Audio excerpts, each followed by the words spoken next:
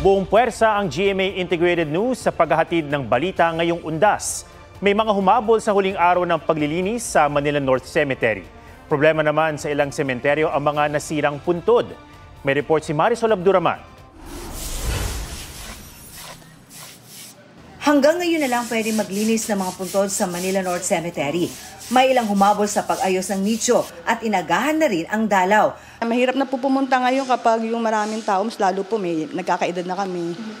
Kailangan po medyo hindi na masyadong crowded para medyo malayo po kami sa maraming pong sakit. Pati ilaw sa street lamp ng sementeryo, inayos.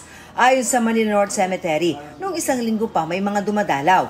Kahapon, umabot sa 50,000 ang mga nagpunta. Nagulat kami 8 days, 9 days pa before November 1, dumalaw na sila. Dahil weekend ang November 1 and 2, inaasahan nilang aabot sa 2 milyon ang daragsa sa pinakamalaking libingan sa Metro Manila.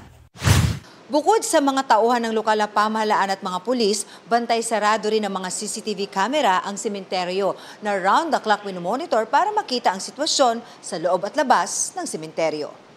Bukod sa 64 na CCTV camera, magdadeploy rin ng drone camera simula October 31. Meron ding live streaming.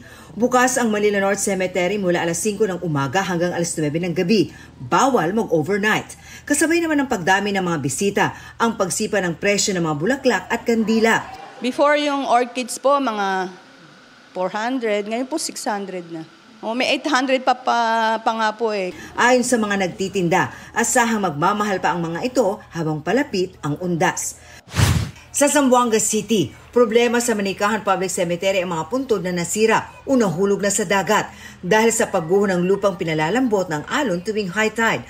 Ayon sa barangay, na-report na nila sa City Engineer's Office ang nasirang seawall pero hindi pa rin ito na isa sa ayos. I am appealing to the national and the city government to construct again the seawall sa tabi ng cemetery natin. Ayon sa Zamboanga City Engineer, na-inspeksyon na nila ang pinsala at ihanda na ang estimate na gastos.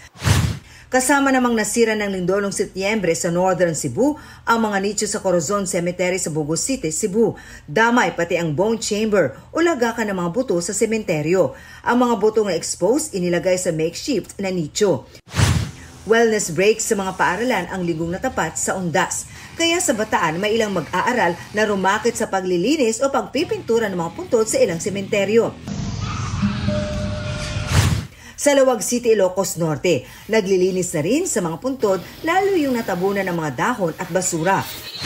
May maaga na rin dumalaw sa ilang sementeryo sa Bohol. Marisol Abduraman, nagbabalita para sa GMA Integrated News.